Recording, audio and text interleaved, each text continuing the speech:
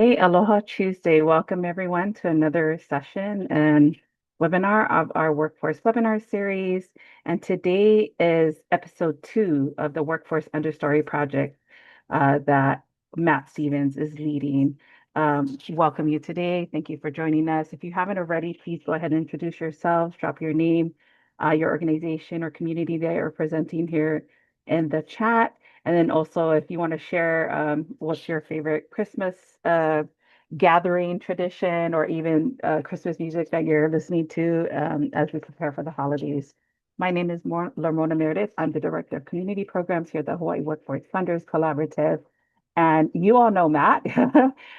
He is our Executive Director, and I'll drop more about his bio here in the chat, but he's going to lead us in this interactive and really engaging session with data when it comes to workforce and just understanding more about the layers that affect the workforce landscape here in Hawaii, and then also how it relates to the national landscape.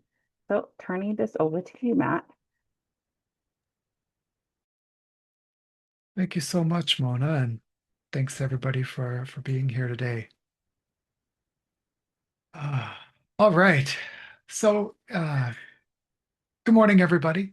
As Mona mentioned, I'm Matt Stevens. I'm coming to you today from our studio in Kapa'au, North Kohala, on Hawaii Island, and this is episode 2 of the Workforce Understory. I know that this time of year really is super busy for everybody. So I'm really grateful to each of you for taking time from your day to be part of this conversation. So whether you're joining us again or stepping into the Workforce Understory for the first time, as I said, really just grateful to have you here today to be part of this conversation. This series is our way of being able to pay attention to what's emerging beneath the surface of Hawaii's labor market. What are those early signals, those geographic differences, those human realities that don't necessarily show up on traditional dashboards? In a forest, the understory is where the future begins. It's easy to overlook, but it really is the layer that determines whether the whole ecosystem is able to regenerate. And the same is true for Hawaii's workforce. We believe that if we want a thriving economy for future generations, we really have to start by understanding what's growing now, right? And whether we're creating the conditions for people to be able to learn, work, and thrive here in Hawaii. In episode 1, we took that canopy view of Hawaii's job landscape, and we saw something important, right? Even if we fill every job that's projected to open over the next decade, too many of those jobs aren't going to pay a living wage. And we know that there aren't enough living wage job openings for the next generation to be able to just remain in Hawaii. And so today we're going to zoom in on a different portion of that education to career journey and really ask the question, what actually happens when somebody earns a 4-year degree in Hawaii? Does that credential reliably translate into a good job and a good life here? And before we go any further, I do want to be really clear, right, that what we're going to talk about today, it really isn't a conversation about whether a college degree has value. We know the evidence is solid, right, that people with degrees do earn more over their lifetimes. Higher education continues to be one of the most reliable paths to economic mobility. And so just want to be clear that while we're looking at data about wage outcomes for college degrees, what we're really examining something different, right? How can we, as an ecosystem, make sure that learners in Hawaii have clear and accurate information about the actual outcomes of different programs and pathways? And how could we equip them and their families with the right information to make informed decisions that can really increase their chances of being able to be successful and to be able to learn, work, and thrive in Hawaii? Because the aspiration isn't simply that we get more kids getting degrees, right? It's that we have more kids entering the workforce able to build a future here. And so that brings us to the data. Hawaii, you've probably seen me share this before, but Hawaii is a national outlier when it comes to expected earnings after graduation compared to other states. And we also have the highest underemployment rate of any state in the nation, with only 43% of our 4-year graduates landing in a degree that requires, in a degree requiring job within 5 years of graduation. And like I said, while that number catches people's attentions, and I think as it understandably should, it doesn't necessarily tell us what we as a state and as an ecosystem can be doing differently, or it doesn't tell us what's working or what are those good jobs that we can be steering people towards today. And so in this episode, we really dig deeper, right? We're going to use data from a combination of sources, right? Each of these sources um, makes the data available to be able to dig in and understand the value of different training programs, different degrees, be able to see what those wage outcomes are. So we have some data from Hawaii Data Exchange Partnership, based in P20. We're also going to bring in some data from the US Census Bureau's post-secondary employment outcomes data, the PSEO data, to be able to look at not just wage outcomes, but also what percentage of our graduates are still living in Hawaii 1, 5, and 10 years after graduation. And again, we're going to be bringing in that MIT Living Wage Institute threshold, right, of about $62,000 a year, which is currently the single adult living wage in Hawaii. And so we're going to be able to answer, you know, um, types of questions like which four-year degrees lead to a living wage? How long does it take learners to reach that threshold? Which programs are going to help graduates stay in Hawaii and which ones see higher outmigration? Where are those bright spots, those bottlenecks, and those tensions across different campuses? And different islands. And you'll be able to explore all of this interactively. Mo shared the link in the chat. Maybe if we could put it in again for folks who just joined. Um, a lot of the data points really involve being able to kind of mouse over and view and explore the data. And so I would encourage you, as I'm going through this, to pull up the slides yourself and really make this interactive so you can look by campus and by degree and by island, really using the tools in our slide deck. And then we encourage you to go to our website afterwards, go into the Workforce Understory and fully dig into episode 2. And so just as importantly, to what we can learn from the data, we're also going to spend some time today naming what the data can't show us yet, right? Right now, we have that wage data, the retention outcomes for UH graduates, but half of Hawaii's learners don't go on to college. And we as an ecosystem don't really have a clear picture of trajectories for this other 50%. And so I'm going to talk more about this when we get into the presentation, but I think it's one of the major gaps that, there's been a bill that passed this last legislative session, now Act 154, that really pushes our state to be able to address these data gaps. Over the next year, through this act, there's a working group, and there will be conversations across agencies and across sectors to really about what data we can already collect, what questions we can realistically answer today. And I think at a bigger level, right, what a more equitable and learner-centered data ecosystem would require in terms of shared data and really shared data resources. Because in order to accomplish the types of things that we know we need to overcome in Hawaii, we really need all stakeholders having access to good decision-making information. And ideally, all stakeholders would be using the same data sets, right? Policymakers, students, our higher education institutions, we would all be looking at the same data points to be able to understand what's working and where do we want to make improvements. And so this episode is really our contribution to that larger conversation, right? Not a verdict, but a starting point. And so we're not here, right, to judge any one institution or program. We're really here to look at those patterns, those bright spots, those pressure points, and those places where smarter design could unlock better outcomes for our learners and for our communities. And so with that, let's dive into the data.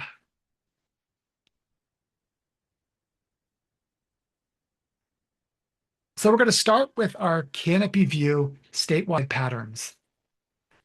And again, as I mentioned in the introduction, I really do just want to make this point clear that while for the purposes of today's conversation, we're using the data that's publicly available, and that is about the UH system. We're not talking about one institution or one campus, right? The problems and the challenges really are systemic. And when I say systemic, I mean our entire workforce and economic ecosystem in Hawaii. And so I just wanted to share this slide as a grounding point. I was able to pull up some data from that Georgetown University Center on Education and Workforce put together. And really grounding us that Hawaii's higher education institutions, both public and private, really do offer a return on investment that's in line with our national averages. And actually, when you compare looking at those 4-year degrees, you can see that the UH system actually has a higher 10-year ROI than all of our private institutions across the state, largely because of the affordability of our public um, degree programs. And so I just wanted to ground us in that. Well, for the remainder of this analysis, we are going to be looking at UH data. That's really because that's the data that's available. If we had data about the entire ecosystem of all of our institutions in Hawaii, based on this, I think we would expect to see similar trends across all of our institutions. So just wanted to ground us in that. So now let's get into the data itself. And so for this first slide, we're going to look at what I'm calling kind of our signal at a glance. And for these signal at a glance analyses, really, we're not going to dive super deep, but we really just want to look at the shape of the data.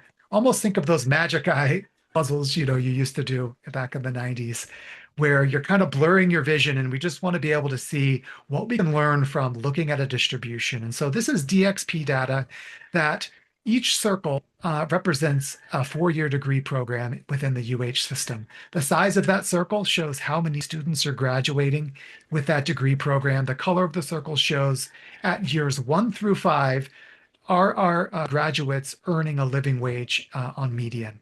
And so if I hit play here, we can see as we move from year 1 into year 2, onward into year 5, we're seeing more and more of those degree programs where our learners are able, on average, or on median, I guess, to earn that living wage. And so from this first viewpoint, I think we can see a few things, right? I think the first thing is that in year 1, there aren't any programs, right, where the median wage for our graduates are earning that living wage. But I think most importantly, we can see that there really are clusters, right? We can see, and I'm going to stop the animation here so we could just kind of mouse over and look at this. Um, you've got programs like our registered nursing program here on the right, where we have the highest wages. As we kind of drift through here, you can see some of our engineering programs. And then we see a cluster of programs like dental support, interdisciplinary studies, computer science, special education and teaching, kind of rounding out those degrees where we expect to earn a living wage. And then this graphic isn't great at showing us all of the others, but I think the big takeaway here is there's a cluster of degree programs that don't ever in the first 5 years cross that living wage threshold. And so I think that's very much in line with that underemployment data point that we see. And our first kind of learning here is that those programs that, kids are able to get those college level jobs are likely those here in the green. And so for the second data point, we're going to look at the exact same data set, but now we're kind of, rather than having the size of our circles show us how many graduates, we're actually, the y-axis is showing graduates. And so again, we can move from years 1 through 5 and see how those wages progress. But what we've really learned when we do this, and let's just go ahead and fast forward here to 5 years, is that most of our living wage programs are actually, because they're kind of towards the bottom rather than the top, are our smaller degree programs. With the exception, again, being registered nursing, which seems to be a high wage, high volume degree. But a lot of our other programs really have less than 500 graduates within the data set. And so, um, we continue to see some clusters. And I think, one question that comes to mind when we look at this, how do we ensure, right, that students and advisors have access to the types of data that allow them, when they're making decisions, to at least understand, where on this chart a degree program they're choosing might fall. And I think also it's worth looking at, we've got some of our biggest programs, right, psychology, business administration, communications and media studies, all falling to the left of that living wage line. So with that, let's dig a little bit deeper into the data. And so while you can go into that first data point and really mouse over and kind of explore which degree programs, this is a more useful way to look at that information. So we've got our bar charts here. And basically every bar here represents, these are all of the degree programs that at some point in the first 5 years cross that living wage threshold. So you've got your threshold here. And again, you can see, that in the first year after graduation, none of our degree programs cross that line. But then as we move forward to year two, you can see registered nursing, dental support services, and some of our engineering programs start to cross that line. And then as we go to year three and four and five, you can see kind of round out the degree programs that cross that line. And so if we zoom out here, some of the key takeaways, right? We've got our STEM programs, our business degrees are really the most likely to lead to that living wage. But then if you look at the last slide and at this one, our social service programs and our humanity degrees fall well below the threshold. And I'm just noting this because it's going to come in handy later when we're looking at a couple of slides. And so going to pause here. Anything jumping to mind, any reactions to any of the data points we've shared so far for anyone in the audience? Anyone want to come off mute and either Yeah. ask a question or respond? Matt, we have a question from Angela in the chat. Who else from the UH system has seen this data? Or is it only the decision makers? And also, are these only for 4-year degrees? Does it not include 2-year degrees?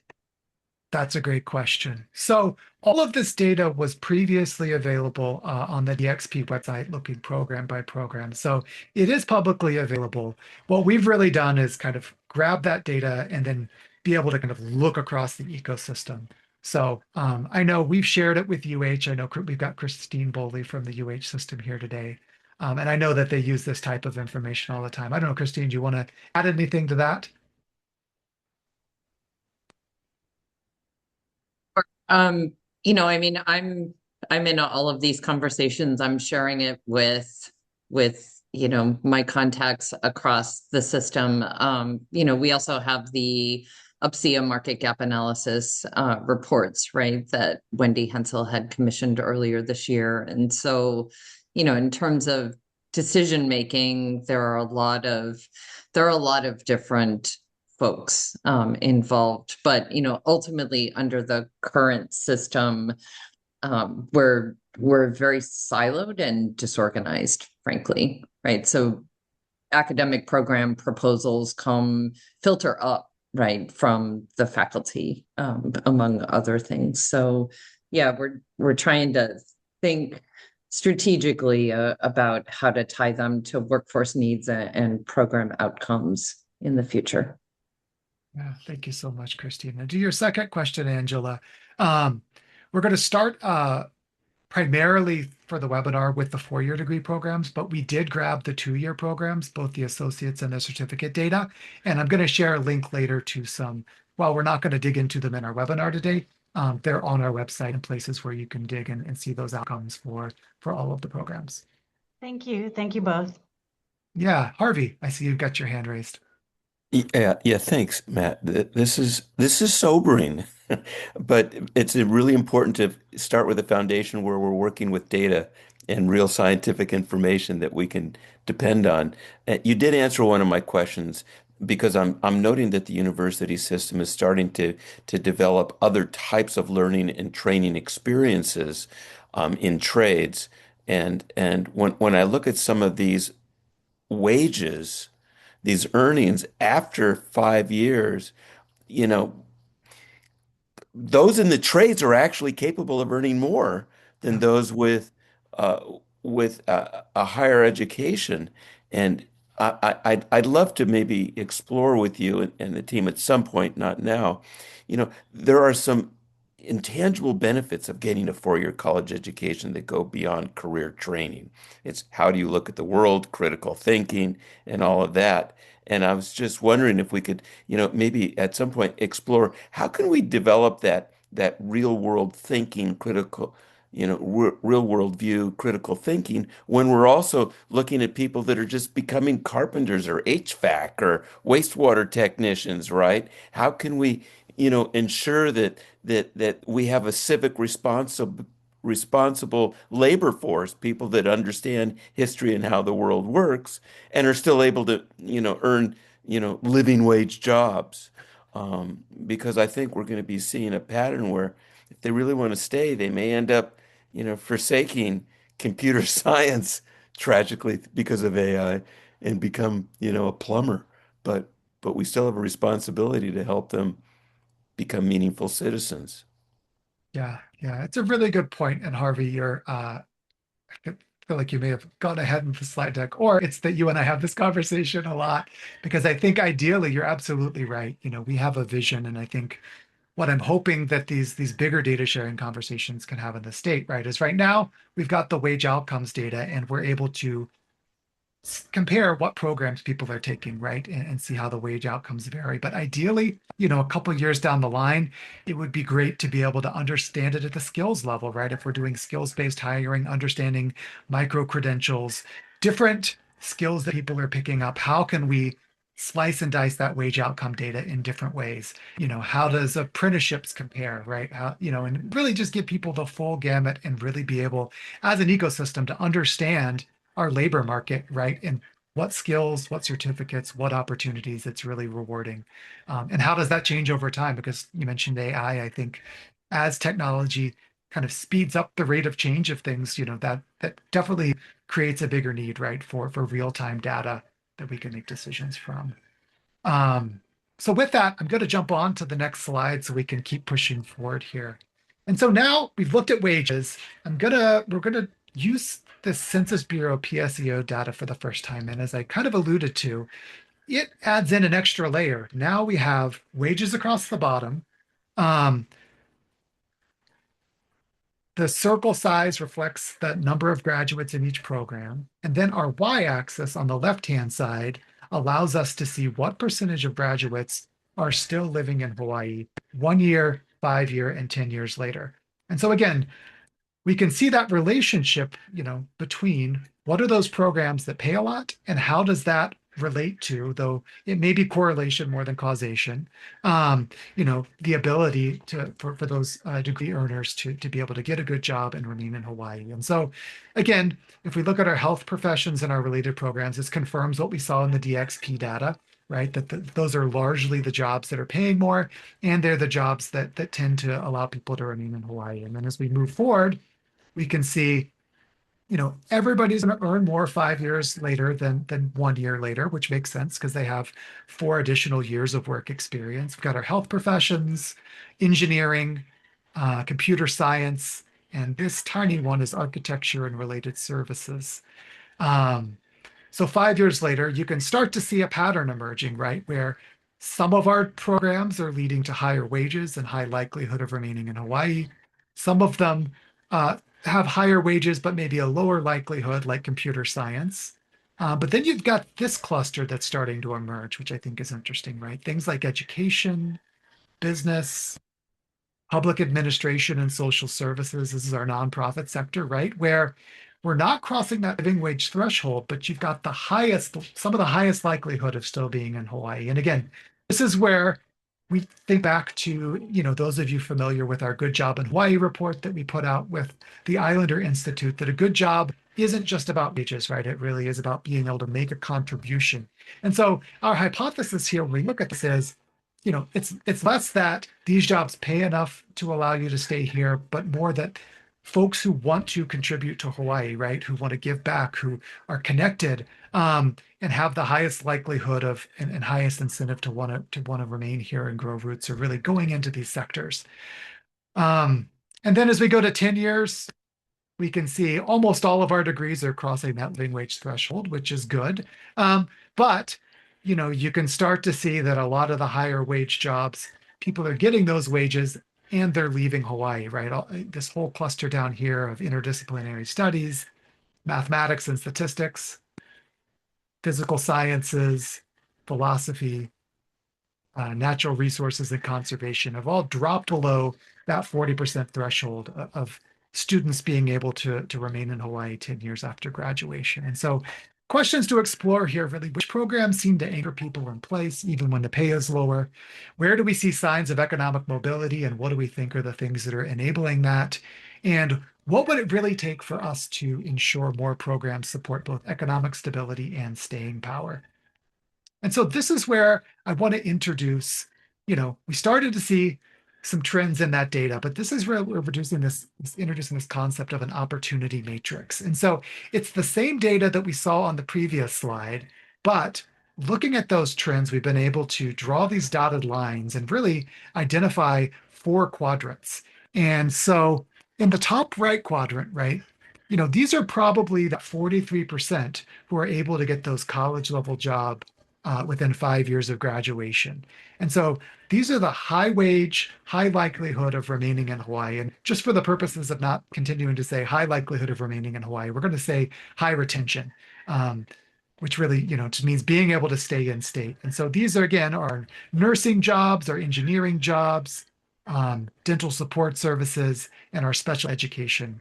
And so this top right quadrant, really, the question becomes, are there enough jobs in these fields, right? Should we be helping more students access these pathways? And what would it take to really be able to grow the supply of opportunity here, not just the supply of degrees? And then our bottom right quadrant, right? These are our high wage, low retention programs. And this quadrant tells a different story, right? These jobs pay well, but people are leaving Hawaii at a higher rate. And so we really want to understand why, right? Sometimes it's wages, not just that they're low, but they might be able to get a higher wage somewhere else. Sometimes it's that local employers don't really have enough entry-level roles in these fields. And sometimes there's a third path, right? Could graduates stay in Hawaii, take their first job remotely, build those skills, and then be able to step into a higher level role later on for a Hawaii-based employer without ever having to leave? And so really just want to draw attention, right? Things like environmental design, computer science, and those multi and interdisciplinary studies role programs. Now we're going to talk about the top left quadrant, right? And really this one is fascinating, right? Because these are our low wage, high retention jobs. And these are fields where people stay in Hawaii despite the pay, not because of it. And so if you think, as I mentioned, these are often those mission driven sectors. People care deeply about the work.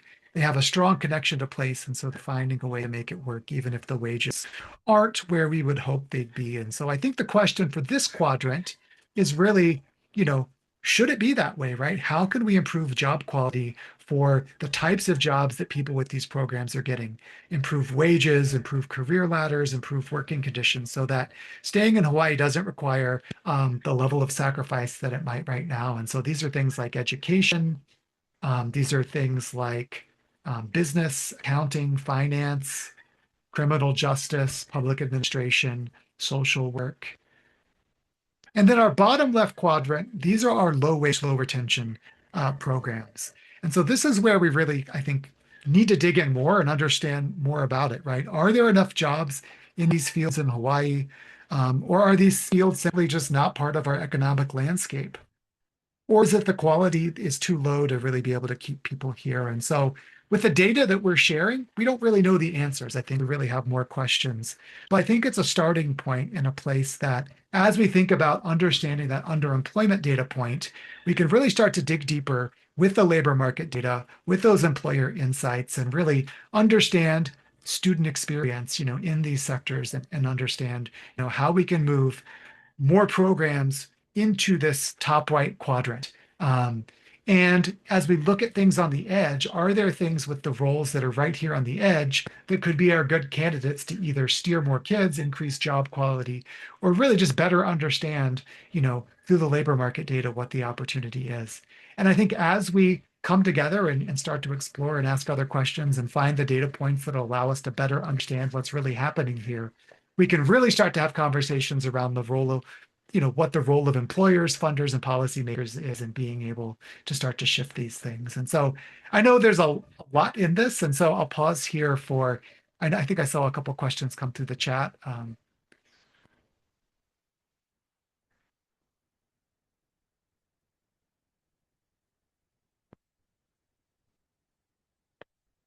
just sharing some links here.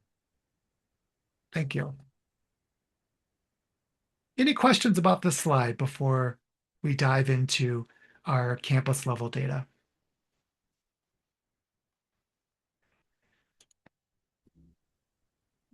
Matt, I have a question. I'm curious what degrees and careers would fall under multidisciplinary studies, the high wage, low retention cluster.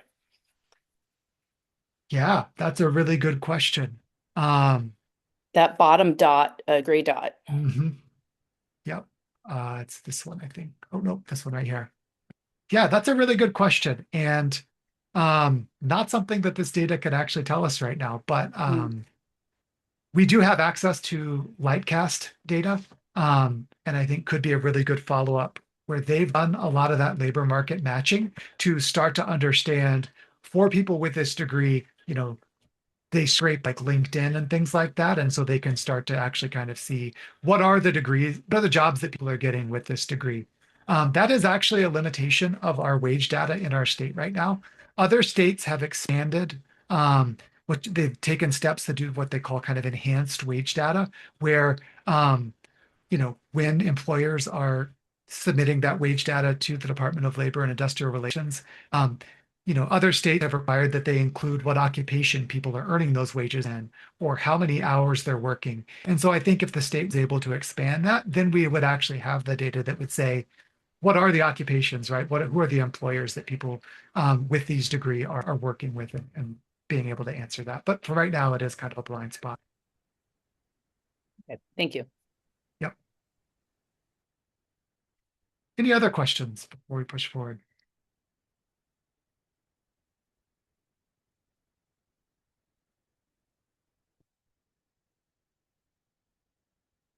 All right, so now we're going to look at the same data, similar to what we did in episode 1. We start at the kind of the canopy level to see what are we seeing across the system. But now we want to dig in, right, and really understand what's going on campus by campus.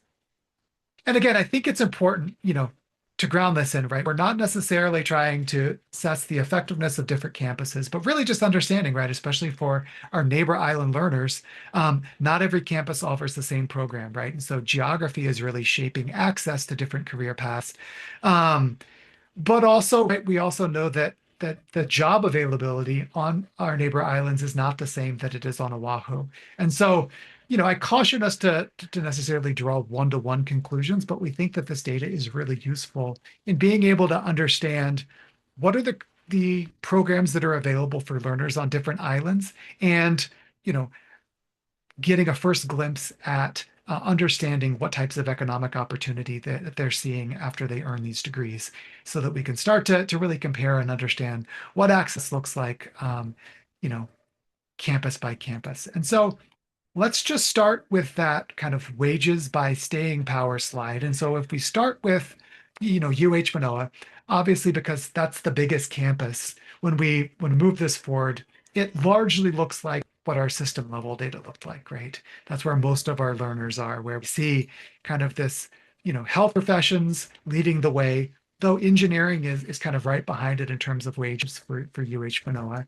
And then as we move to 5 and 10 years out, you can see that a majority of our programs do cross that threshold, but that there are, again, clusters of high wage, high retention, high wage, low retention jobs.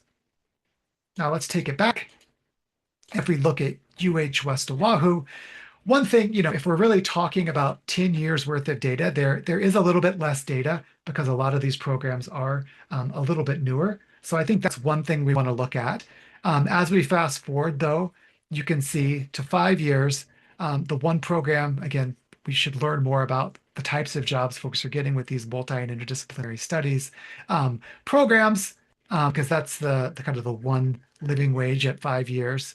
And then at 10 years, we see education, business, public administration, social services crossing that living wage threshold for our UH West Oahu graduates. And then we have a cluster of programs that in social sciences and psychology and liberal arts and sciences that don't cross that threshold. And then when we go through with UH Hilo, I think this is really interesting, right? At the 1 year mark, we really do have this one positive outlier, right? Where our health-related professions and largely our nursing program, really just seeing much bigger economic outcomes than our other training programs or other 4-year degree programs. And I think that really speaks to the super high need that I know for a fact that we see it statewide, but especially on the Hawaii Island with a shortage of nurses. And then as we move forward, we see computer sciences cross the threshold as well. But again, having a relatively low rate of being able to stay in Hawaii, with only 23% of our graduates in computer science still in the state within 5 years. And then this kind of, as we get to 10 years, we see this differentiated cluster here.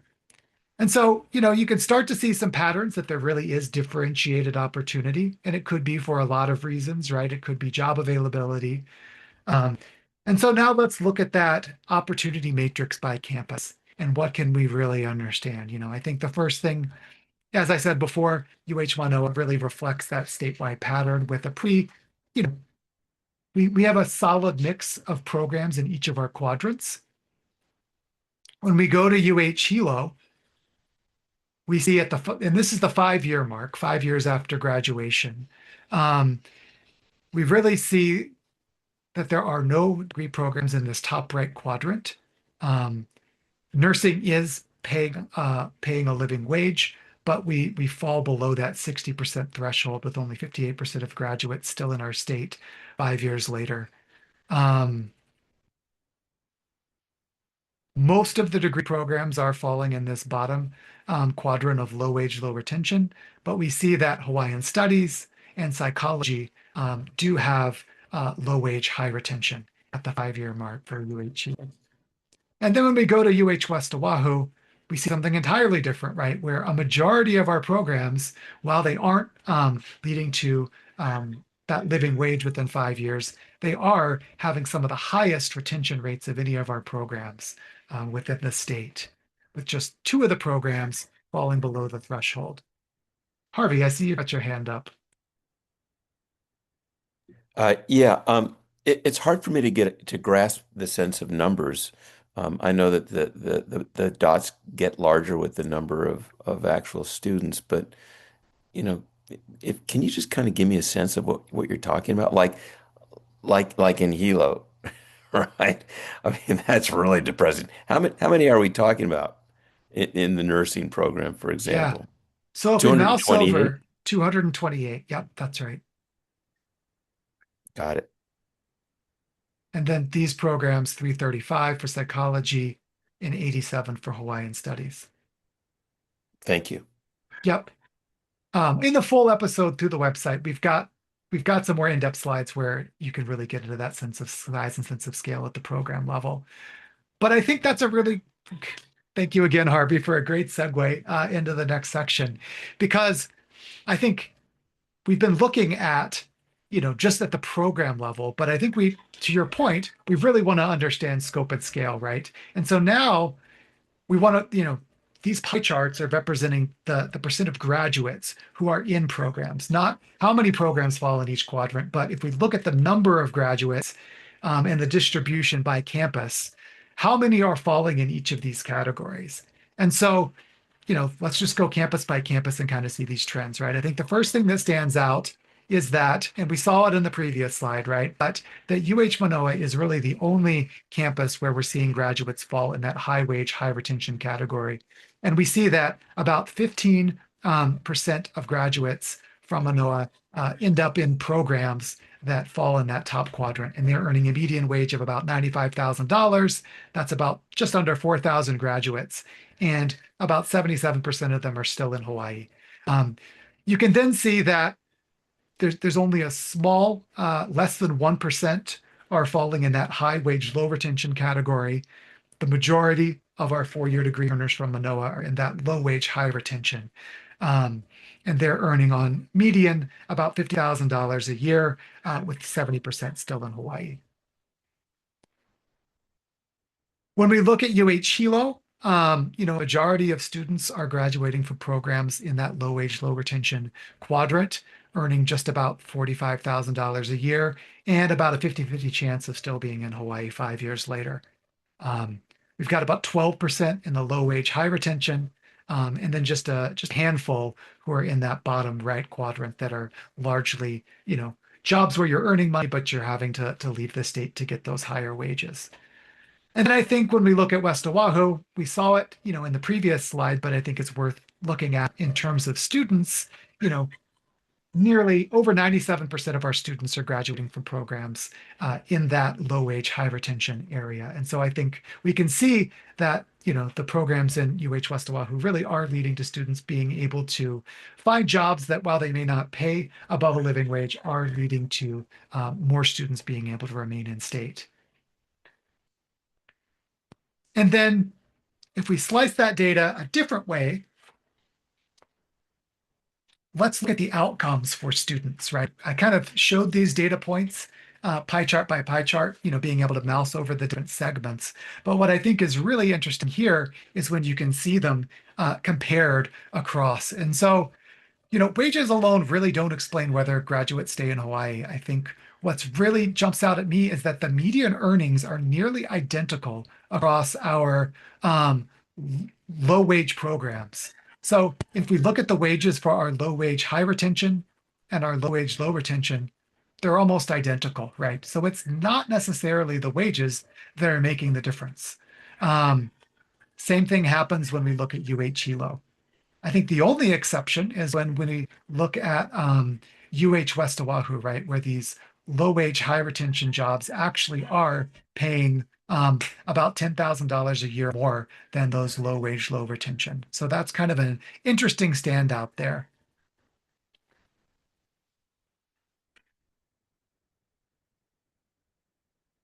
And then when we toggle this chart, now the y-axis represents the percentage of graduates in the programs that are still living in Hawaii after 5 years. I think this is where probably one of the most interesting data points pops out, right? Because we've said UH Manoa is the only campus that has programs that are falling in that high wage, high retention quadrant. But again, when we look at UH West Oahu, the low wage, high retention programs actually have the highest percentage of students still living in Hawaii of any campus, even higher than the high wage programs at UH Manoa. And so it's just, it doesn't tell us why this is happening, but it really does make the case, right, that staying power really does exist without high wages. That's not an excuse to not fix the wage problem, but I think we have a lot of information that can help us understand more about the economy, right? Understand the types of programs that students are going into that allow them to, see these higher outcomes in terms of being able to, work and thrive in Hawaii, even if they're not necessarily earning that living wage. And so really being able to understand those non-monetary factors, that are explaining what might be going on here. So I'm going to pause there. Any questions, thoughts, reactions to any of the data points we've shared when we look at the campus level data?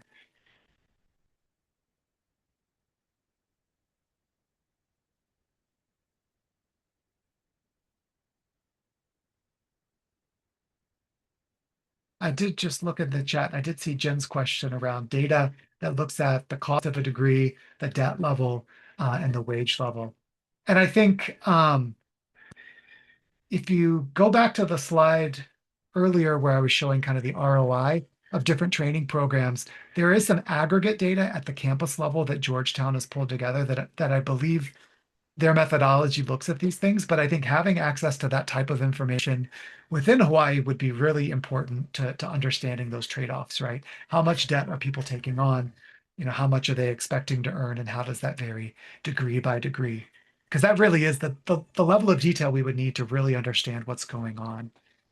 And so, as I mentioned before, if you want to explore outcomes for associates and certificate level data, you are able, if you click on this link within our slide deck, this takes you to our county level data exploration page.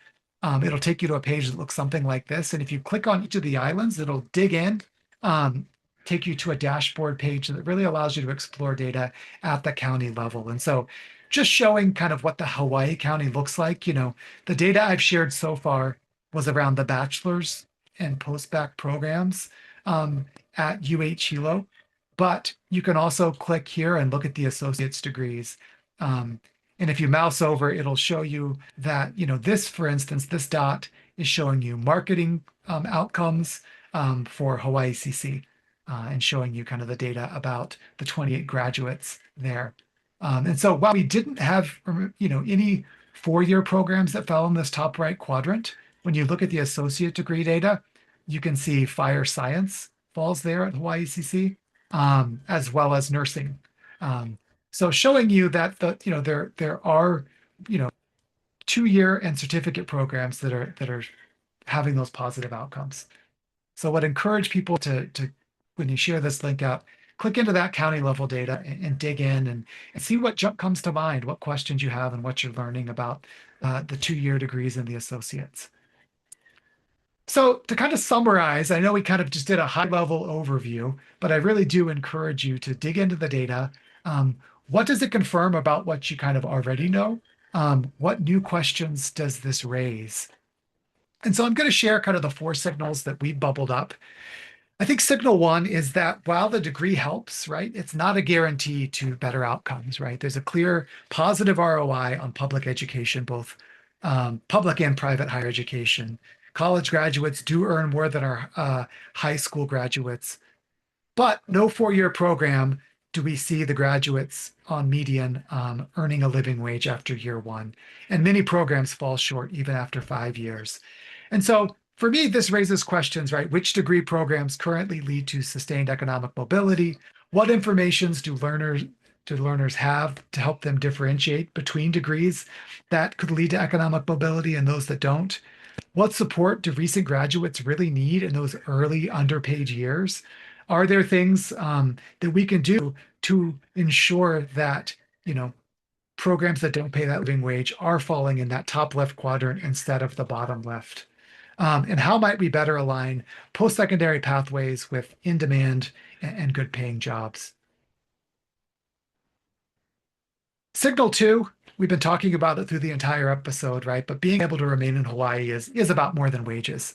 Higher earnings don't guarantee graduates can remain in Hawaii or that they were able to earn those earnings in state.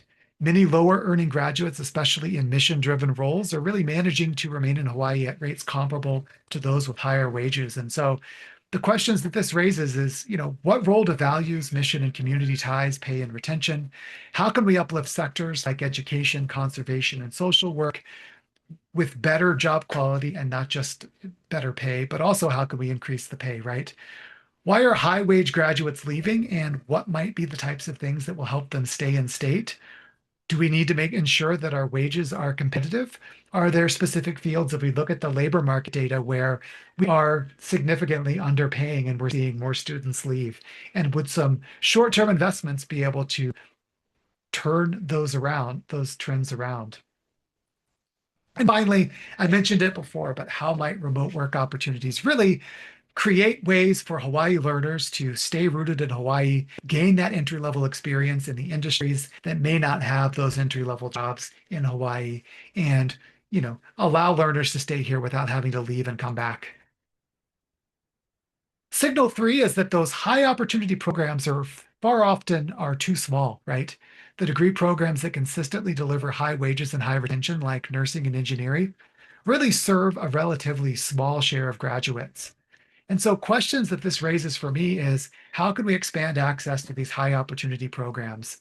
Is it a matter, if we look at that labor market data, can we understand whether, these trends are right-sized, or are there more opportunities, for nursing and engineering than we're currently training students for? Are there structural barriers at our training providers that limit the enrollment in these programs? And how can we better understand how to right size, be able to forecast and understand, okay, we need this many nurses over the next 10 years. Do our training programs have the capacity to train that many nurses? Do we have a pipeline of students in middle school and high school expressing interest that would allow us to fill that need? And how do we really align the data points and the coordination to be able to tackle this sector by sector, right? What would it take to then replicate successes we see in nursing and engineering in other sectors, and really be able to grow the number of good jobs, broaden the access to the pathways that take students into those jobs? Because ultimately, when we talk about the next 10 years, the next 20 years in Hawaii, if we as a state want to increase access and ensure that there are enough jobs for the next generation to stay here, it really is about creating more good jobs, in understanding access, to pathways and ensuring that we're getting the right number of students onto those pathways. And finally, signal 4 is in order to answer these questions, and I kind of alluded to this as I was talking about signal 3, we need a fuller and more inclusive data picture.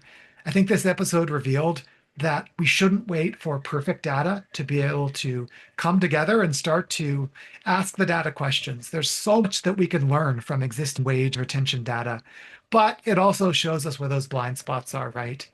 So questions this raises, right? What are the outcomes for the 50% of our youth who don't go on to college? Sorry. How can new data sharing efforts like Act 154 help us as an ecosystem to start to close those gaps? And as I mentioned at the beginning, what would a truly learner-centered, equity-informed data system look like?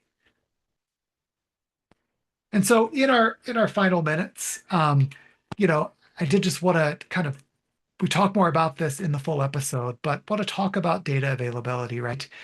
You know, from my standpoint, that's kind of one of the biggest takeaways, right? There's a lot that we can see, right? These are great resources. And if you click on the footer of any of the data visualizations I've shared, you can go check out the DXP website, you can check the PSEO Data Explorer, and they both allow you to dig in and really understand this data at a granular level. But by combining this data in episode 2, we've been able to answer some bigger questions, right? We can start to see the programs that lead to a living wage after 5 years. We can see the programs that have the highest long-term graduate retention rate in Hawaii. We can start to understand those opportunity sweet spots, right? What are those good paying jobs that are allowing people to remain in Hawaii? How does campus location shape access to opportunity? Where are the degree programs misaligned with actual job quality in terms of wages? And really, is wage the only driver of whether people are able to remain in Hawaii 5 and 10 years later? And so we're beginning to see the forest, right? Not just the trees. This is the kind of analysis that really helps us to start to surface the patterns across our campuses and our programs. But it also reveals those bigger questions, right, for future data systems. And the sooner we can start to answer these questions, right, the sooner we can be working more collaboratively and being able to start to answer some of the questions we've raised today. And so it's really important that we understand the outcomes for the 50% of students who don't attend college. It would be an added benefit if we understand which short-term training programs or apprenticeships they're going through and are able to compare wage outcomes by access to those various training programs. How can we get disaggregated data and really start to understand how outcomes are varying by race, by gender, by geography, by income, ensuring that we're really creating equitable access as we start to identify these good opportunities. How can we understand, why those high wage graduates are still leaving Hawaii? As we develop new programs, are they actually, can we understand very quickly, are they leading to advancement and job security and retention? And how can we design that learner-centered data system that guides real decisions? And so that's where I'll leave us, right? How we get there is really around building a data infrastructure that we need. Today's tools give us glimpses, but tomorrow's tools must kind of give us that guidance. And we really need to make sure that we all have access to those same data systems. We all have a shared understanding of what's happening, a shared vocabulary for how we're measuring success, so that learners and educators and employers and policymakers are all pushing in the same direction. And so 3 things I'll leave us with. One, I've mentioned it many times, but I think, Act 154 is a really big and bold step, I think, bringing different state agencies and nonprofit organizations to the table to have conversations around data governance and to really dig in and be able to develop a process over the next year around how we come to the table and how we have these conversations to identify the data that we need to share and the data that we need to build. Secondly, I think one of the things I hope this working group can do is be able to identify the need for that enhanced UI wage data I talked about.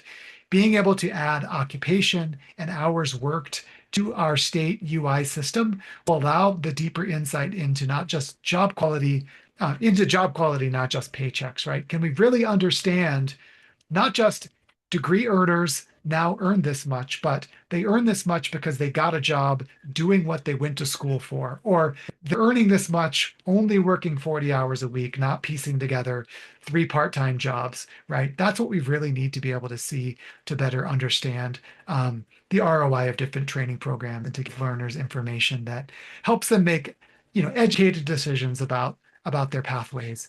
And finally, we took a first pass at being able to create some tools that people can use, but ideally we need shared visualization tools across the state that equip policymakers with clear visuals that align on what we know and identifying what we still need to learn.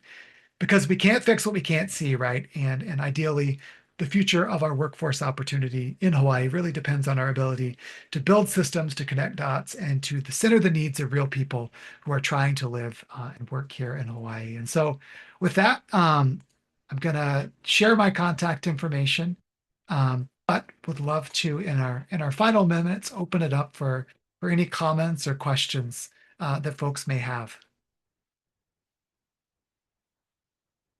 Hi, Matt. This is Courtney. I just want to say that was an amazing presentation. I am a data nerd and I just absolutely loved that slideshow. I was over here playing with it the whole time. So thank you so much. And I'm really eager to see more and want to work on trying to get some of those Hilo numbers up. Yeah, thank you so much. And yeah, as you explore, please don't hesitate to reach out. All of the data that we compiled beneath this came from publicly available data sources. If there are questions that you aren't able to answer with the data, we'd love to be able to share data sets that we have if there are things you want to be able to dig deeper into, or think about things that we want to be able to answer for future episodes. So an open invitation to all of you, to be collaborators as we move this work forward.